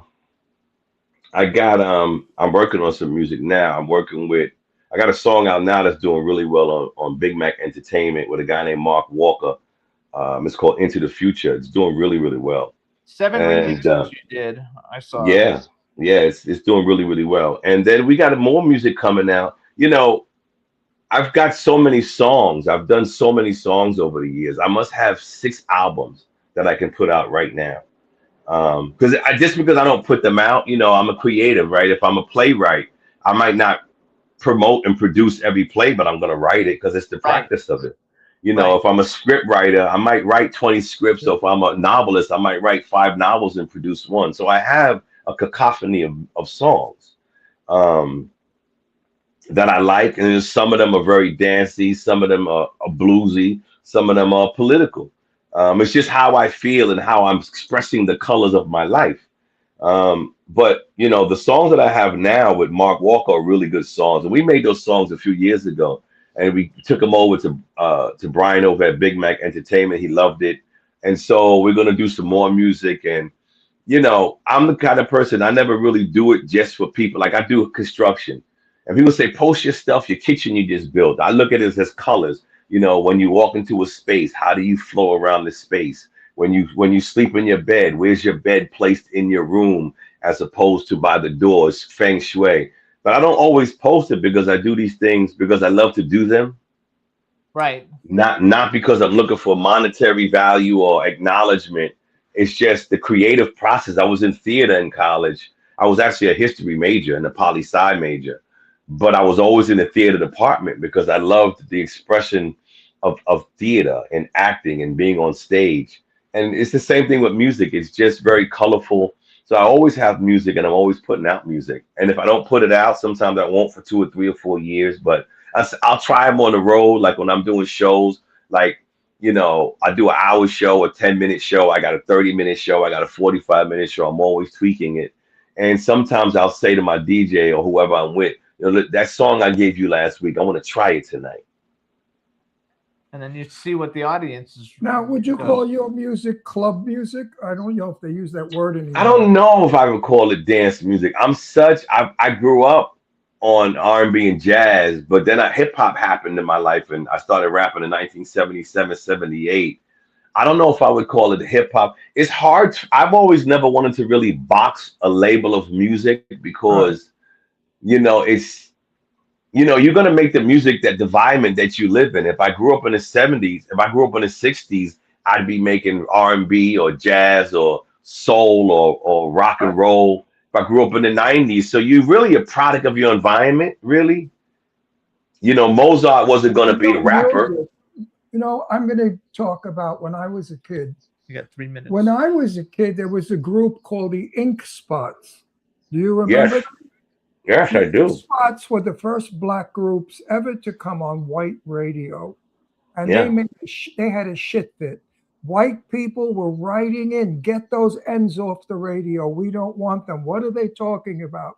And the Ink Spots to me were, if I didn't care for you. Well, one of my favorite groups is Toto, but my second favorite group, I love Kool and the Gang, is the Pretenders. I love the Pretenders. Oh, I love the Pretenders. Martha and It's one of my favorite groups. Martha and the Vandellas. Yeah. I loved her. Yeah. You Yes. better wake up, before we Yeah. wake. And you, yes. I'm the great That's the Platters. Pretenders. Yes. The Platters. We're actually really Yeah, that good is friends- Platters. We're really good friends with the saxophone player for Pink Yeah. Floyd. And Wow. he was the saxophone player for Toto. Well, Toto is one of my. They and I can't do can no tell wrong. you a quick little story. They can do no wrong. I had the pleasure of meeting and falling crazy in love with Kathy Sledge from Sister Sledge. That's And my girl. Jimmy said, Love her. why were you so emotional? You knew Betty Davis and you got so crazy over Sister Sledge. I said, you know why? When we were depressed and we were held down because we were gay, Mm-hmm. she came along with We Are Family. And Mhm. she made us gay people get together and say, yes, we are family. So I love her for that song. Yeah. I just did a couple of shows with her. That song was political. Yes, yes, it was. I love Kathy Sledge. We're actually Oh, friends yeah. with both I of love them. her and her sister. I love her. Her daughter, too. Her daughters are cute. We don't know our daughters, but we've No, done a couple but events with they them. came from a beautiful Christian family. The mother raised those girls to be nice. I love them. I love Kathy. Mhm. So hang on, everybody. So this is Freedom Williams, guys. Check out his new single, Into the Future. It's got 7 different remixes. You can follow him on Instagram at official .freedom.williams, and there's another one that's at CNC Music Factory, right? Yeah, yes, sir. And if you're in New York, he's playing at Paragon in Brooklyn on Friday night. Yes. 8:14 on Friday night. I want to congratulate you on all your success and all your Thank future you. that I know is coming. We want to thank Holly Thank you. Davidson for setting this interview Thank up you. with us because we're out of time. Thank And we'll see. And I Okay. wish we were in New York. I'd come see you. I would hope so. Well, I don't go on to 2 a.m. because it's a night okay. thing. So He didn't care. yeah. That's not him. So I'm the one who goes you to got. bed. I'm He's saying the is that one you got who's time. allowed. Thanks so much, Freedom. We'll talk to you later. Freedom, Have a Thank good you. one. Freedom, you were terrific. You gave us a Love you good- guys. Thank you. I appreciate you. And remember, loving kindness. That's the That's key. right. Love and kindness. And That's love, the key. Love makes the world go round. All right. Thanks so much. Bye-bye, Freedom. Take care, Freedom. Hey, everybody. Bye. We'll see you next week. Bye-bye. Thanks for Bye-bye, tuning everybody. in. Bye-bye. Jimmy, This is MC Alfred. and Ozzy I'm just chilling, Jimmy Star, yo, sitting down and designing. Where every man in a thinking, what are we gonna be wearing? Yo, I'm a Liverpool MC, you can't test me. Big up the girls inside the party. Let's get down to crazy Jimmy. Big up myself and known as Alfie, the one and only, the Turkish MC. always love the clothes of Jimmy. Bitch, I'm your one I wanna be. Jimmy Star, new celebrity. We'll take you